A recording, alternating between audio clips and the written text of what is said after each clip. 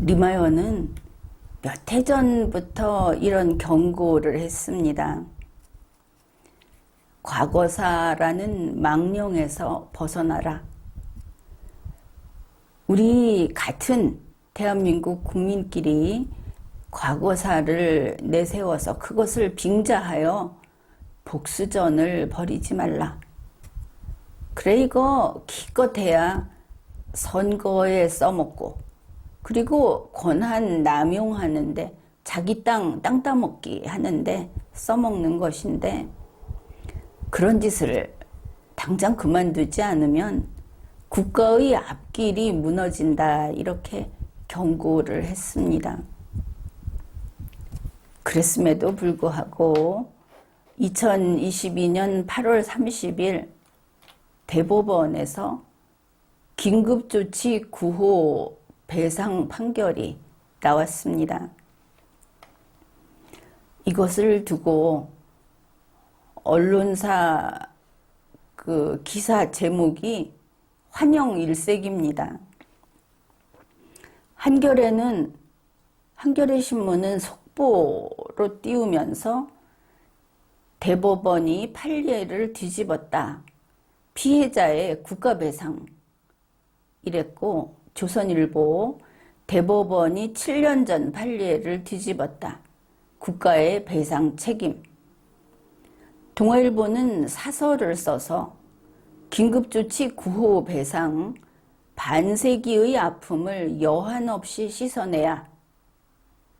그 다음에 연합뉴스 유신 독재의 칼날 긴급조치 48년 만에 국가배상 책임 인정. 모조리 다 한마음 한뜻이다 이렇게 보이죠. 바로 2022년 8월 30일 대법원이 이 긴급조치 구호와 관련해서 국가의 손해배상 책임을 인정하는 그런 그 결론을 낸 겁니다. 긴급조치 구호 피해자가 국가로부터 민사배상을 받게 됐다. 이런 겁니다. 그러면 그냥 피상적으로는 그동안 고초를 겪고 억울한 일이 많았던 사람들에게 잘 됐네. 이렇게 말할 수 있겠죠. 근데 그 경과가 어떻게 됐는가 하는 것을 봅시다. 이번에 이러한 결정을 내게 된 데는 2013년의 그 대법원 판결이 그 시작이었다. 단초였다. 이렇게 보면 되겠습니다. 2013년 4월 18일 대법원은 긴급조치 구호가 무효라는 선언을 합니다. 이거를 그러니까 명령규칙 심사권을 발동했다 이렇게 보면 되겠죠. 법률은 아니고 법률에 준하는 것이지만 이걸 두고 헌법재판소하고 서로 그 권한 다툼을 하고 있었던 그런 것이기도 합니다. 2013년에 이렇게 긴급조치는 구호는 무효다 이렇게 대법원이 결정을 하게 되니까 그 피해자들은 이제 재심 청구를 할 수 있는 것이죠. 재심 청구를 해서 형사 보상을 받을 수 있게 됐습니다. 형사 보상이라는 것은 그렇게 크지는 않습니다. 액수로 봤을 때. 그리고 보상이죠. 자, 원래 법적으로 그렇게 할 수 있는데 당신들이 피해를 받구나. 그래, 그거를 좀 전보해 주겠다. 미안하다. 이게 보상입니다. 그런데 이 사람들은 이제 이 채권자들, 요번 사건은 이제 이게 민사니까 채권자들, 청구인들인데 이 사람들은 형사 보상을 요구하는데 그치지를 않았습니다. 그거는 그거고 2013년에 이제 채권자가 된 이들은 정부를 채무자로 해가지고 손해배상을 청구한 겁니다. 2013년에 바로 이렇게 나간 것이죠. 그리고 2015년에 대법원에서 이 손해배상 청구에서 원고 패소, 이 청구인들의 손을 들어주지 않았습니다. 그러면서 국가가, 저 형사보상도 있는데 국가가 국민 개개인에 대해서 민사상 책임까지는 지지 않는다. 이렇게 판결을 한 겁니다. 이게 2015년부터 쭉 이어져 오다가 이번에 지금 대법원이 이걸 깨물어서 뭐 7년 만에 깨졌다 이런 소리를 하는 겁니다. 그래 2022년 8월 30일 대법원은 이런 거에 대해서 국가가 민사배상 책임이 있다. 이렇게 판단을 한 겁니다. 그러니까 대법원이 밝힌 내용은 이렇습니다. 긴급조치 9호를 적용하고 이것을 집행해서 강제수사를 받거나 유죄 판결을 선고받고 복역함으로써 개별 국민이 입은 손해에 대해서는 국가 배상 책임이 인정된다. 이렇게 해서 2015년 대법원의 판결을 그동안 쭉 유지돼 오던 판결을 7년 만에 뒤집은 것입니다. 이 뉴스 제목을 보면 지금의 대법원은 아마 뿌듯해 할 겁니다. 그렇지만 너희들이 지금 무슨 짓을 했는지 아는가? 대법원에게 이렇게 묻고 싶습니다. 지금의 대법원, 그 대법원장부터 대법관들 몽땅 국가의 법질서에 무지한 자들이다. 이 무지몽매한 자들이 판도라의 상자를 열어버린 거다. 지옥의 문을 열어버린 거다. 바로 이번의 이 결정 때문에 앞으로 헤아릴 수 없이 많은 배상 청구, 구제 청구, 또 여기에 정치인 카르텔이 들러붙어서 특별법을 만들어대고 하는 이런 게 이제 쇄도할 것이다. 그것을 예측할 수 있습니다.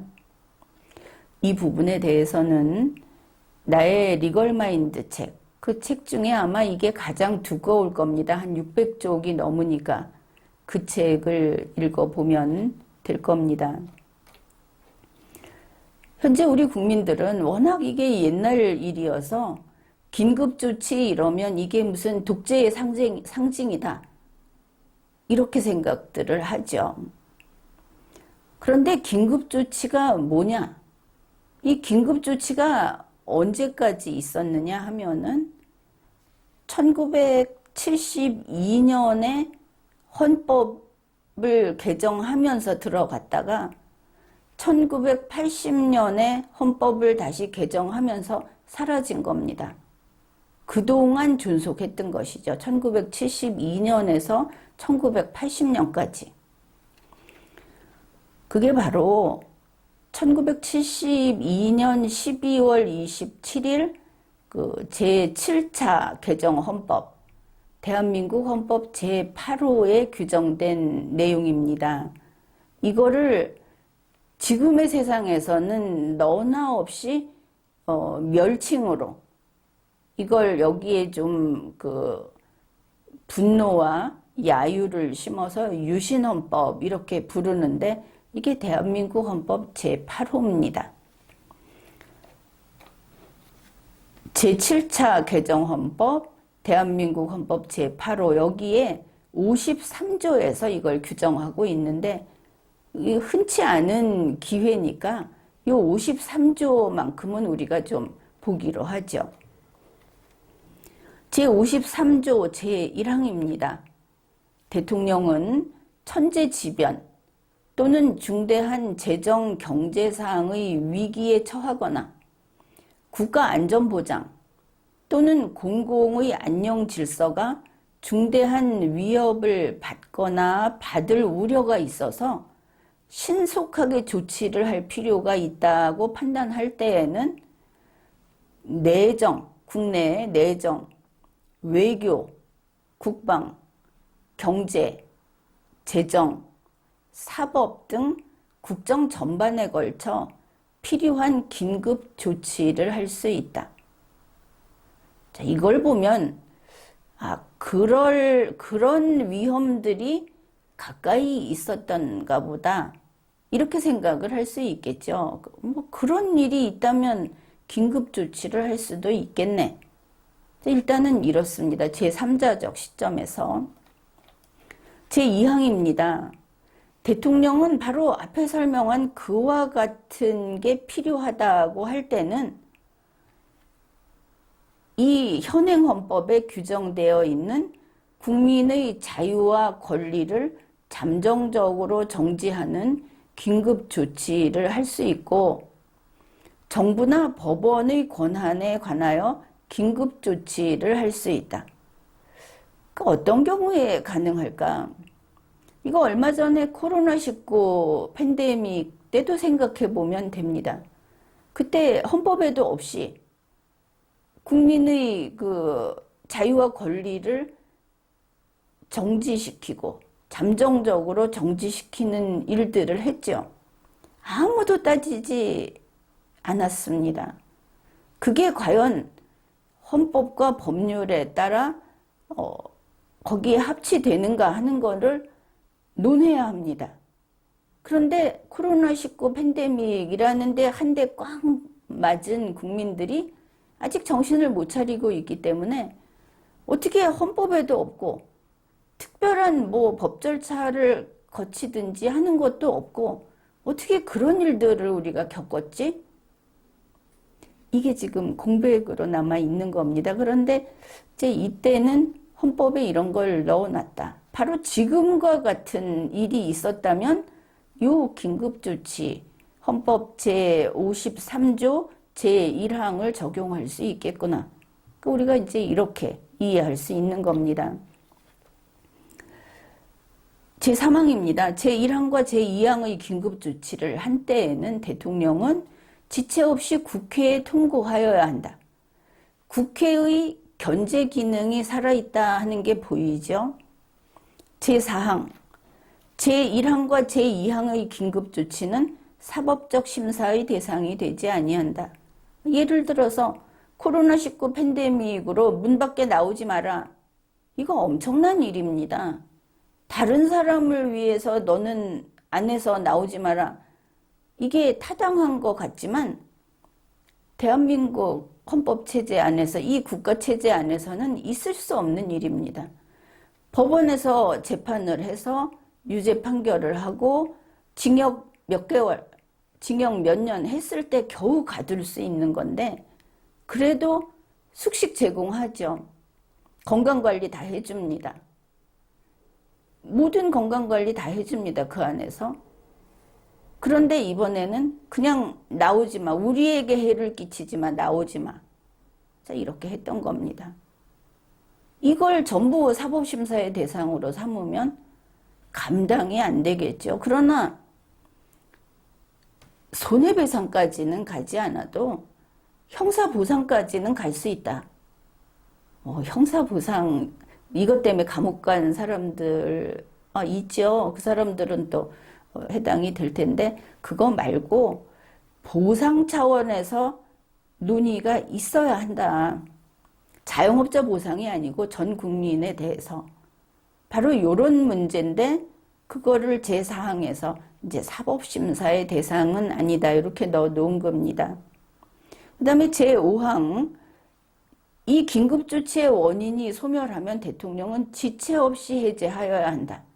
이제 의무조항도 넣어놨고 제6항 국회는 재적의원 과반수의 찬성으로 긴급조치 해제를 대통령에게 건의할 수 있으며 대통령은 특별한 사유가 없는 한 이에 응하여야 한다.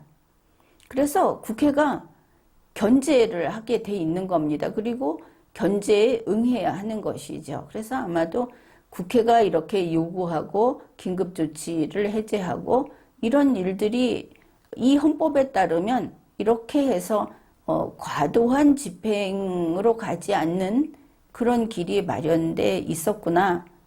이 정도 납득을 할 수 있습니다.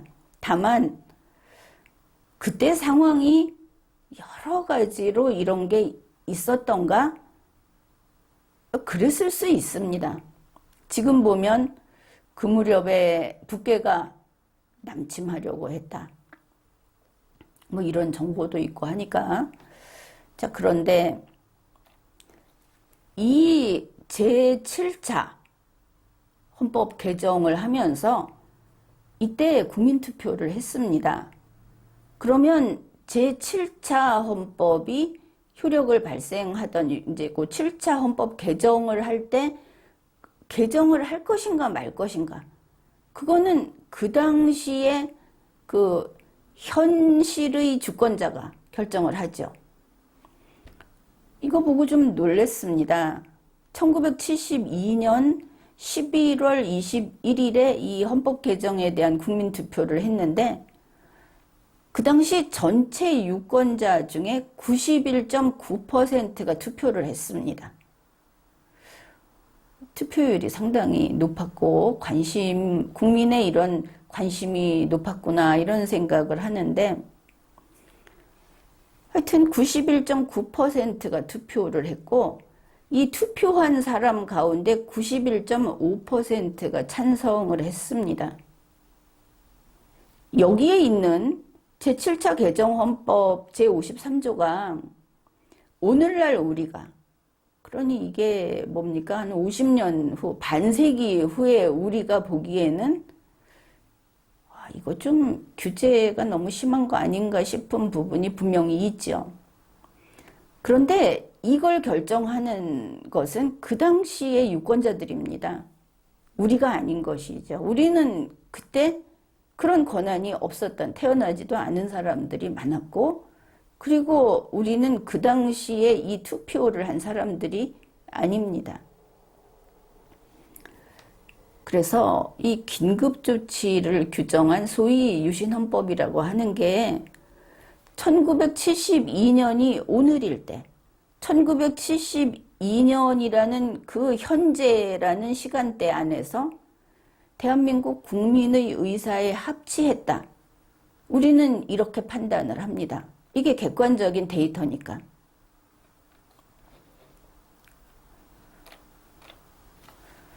그렇게 이제 72년에 이렇게 국민투표를 해서 헌법이 개정되고 헌법에 긴급조치 그 조항이 규정이 됐습니다. 그리고 긴급조치 9호라는 이번에 대법원에서 판단을 한 그것은 1975년 5월 13일에 시행이 된 긴급조치입니다.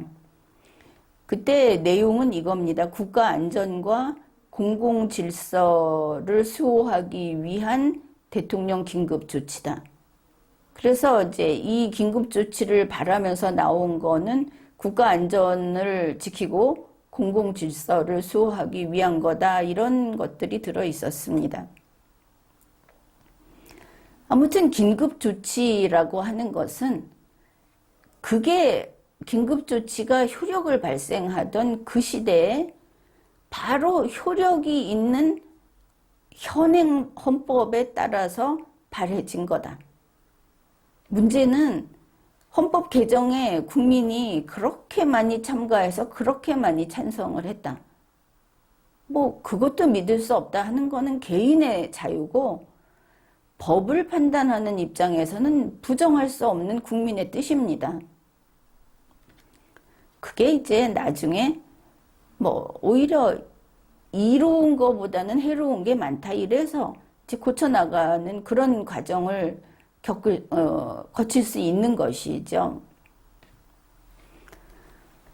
그러니까 지금 2013년에 그러면은 제7차 개정 헌법에 근거한 그러니까 제7차 개정 헌법 제8호 그게 이제 막 효력을 발생하는 그 시대에 그 헌법에 근거한 긴급조치를 나중에 2000년대에 제9차 개정 헌법이 시행되는 오늘날에 이르러서 대법원이 무효 판결을 해버린 겁니다. 그게 무슨 뜻이냐? 7차 개정 헌법이 9차 개정 헌법에 부합하지 않으니까 해당 부분은 무효, 이런 소리를 한 거하고 똑같다. 시간을 거슬러 가는 것이죠. 전기자동차를 한 번도 본 적이 없는 100년 전, 200년 전 사람한테 전기자동차가 다닐 때 지켜야 하는 것들을 왜 지키지 않았느냐 하고 유죄라고 하는 거하고 똑같습니다. 그들은 죽었으니까 상관없죠. 그런데 이게 정부다 하니까, 국가다 하니까, 그러면 그 후손인 정부가 이거 배상해라. 한마디로 개판된 겁니다. 법리로 봐서는 말도 안 되는 짓을 한 겁니다. 내가 억울해요, 내가 당했어요 하는 거, 그거하고 상관없이 국가 헌법 체제라는 게 있지 않습니까? 바로 이 첫 삽을 뜬 게 2013년 대법원이다. 그 당시 대법관들 보니까 양승태, 양창수, 신영철, 민희령, 이인복, 이상훈, 박병대, 김용덕, 박보영, 고영한, 김창석, 김신, 김소영, 뭐 이런 사람들인 것 같은데, 뭐 혹시 한두 명이 다를 수는 있겠지만, 이들이 그러면 그 채무자들이, 그 채권자들이 형사보상만 받고 끝낼 줄 알아서 2013년에 이 긴급조치 구호를 무효라고 판단을 한 건가? 아무튼 그때의 그 판결을 두고도 리마연에서는 대법원이 그 돈 다 내라, 너희 돈으로 줘라, 이렇게 말을 했습니다. 법원 너희들은 의자 빼고 서서 앞으로 재판해라. 아니 그 사람들이 유죄 판결 받은 거, 그것도 결국은 사법부고, 그 유죄 판결이 틀렸다고 한 것도 법원이다. 그러니 법원이 책임을 져야 하지 않겠습니까? 그런데 2022년 대법원이 이거 채권자들에게 정부가 민사배상까지 해줘야 된다고 판결을 한 겁니다. 민사배상까지, 보상은 물론인데 이제 배상까지. 이거 집행정부가 부담할 일이 아닙니다. 우선 따져봅시다. 누가 지금 이 모양으로 만들었는가? 대법원이 민사배상 안 된다 하지 않았습니까? 그래놓고 이제 와서 민사배상 해줘야 된다. 그러니까 돈은 네가 내. 법원은 그냥 앉아서 말만 바꾸면 집행정부는 없던 채무가 그냥 생겨나는 그런 구조입니까? 이거 1단계는 법원이 다 책임져야 합니다. 자, 이제 법원은 지금까지 받은 인지대 그거 다 토해내십시오. 그걸로 이거 배상해 주십시오. 2013년에 이야기했듯이 2022년에 다시 의자 다 빼고 서서 재판하십시오. 이번에 이런 판단을 했으니까 어떻게 해서든지 법원의 자산으로 배상을 해줘야 하는 겁니다. 배상 제대로 해 주십시오. 그리고 2023년도 그 예산에 이런 한 푼 반영하면 안 되는 겁니다. 이거 국회 명심하고 법원의 예산을 동결하십시오. 세상에 국가의 부를 저렇게 허비하는 국가기관, 이거 안 되는 겁니다. 앞으로 긴급조치는 물론이고 기타 다른 행정집행과 관계된 온갖 배상 청구가 앞으로 쏟아져 들어올 겁니다. 그러면 이번 사건하고 좀 인과관계가 인정이 된다 하면은 모두 법원의 자산으로 배상해 주십시오. 법원에 있는 모든 사람들 월급 다 깎고 가지고 있는 자산 다 팔고 해서 이거 배상해 주십시오. 어디 법원 파산하는 것 좀 구경해 봅시다. 물론 정부가 잘못했다 이러겠죠. 아니, 그건 아닙니다. 1975년 당시에 효력을 발생하던 헌법에 부합합니다. 헌법 위반 아닙니다. 그러면 헌법에 따라서 국회가 그거 못하게 구제 방법을 썼어야 되니까 국회가 잘못이다. 국회에게 책임을 묻겠다. 그렇게 하시든지. 아무튼 이번에 민사배상해야 된다고 했으면 그 배상액은 전부 법원이 직접 배상을 해야 합니다. 그런 다음에 국회에 구상권 행사하십시오. 집행정부는 헌법을 준수했으니까 헌법을 준수하지 않은 국회에게 책임을 물어야 하겠죠. 그래도 안 되면 그 다음에 집행정부에 구상권을 행사하면 됩니다. 법원이 앉아서 정부 너희가 잘못한 거다. 저 독재정권이 잘못한 거다. 유신헌법이 나쁜 거다. 헌법을 욕하면 안 되는 겁니다. 이게 이런 문제입니다. 리마연이 항상 이런 상황을 보면서 하는 말이 있습니다. 길을 묻는 사람에게 길을 알려줬는데 알려줘봤자 제대로 못 가는 사람이 있더라. 있습니다. 아니, 많습니다. 지금까지 리걸마인드 연구소였습니다.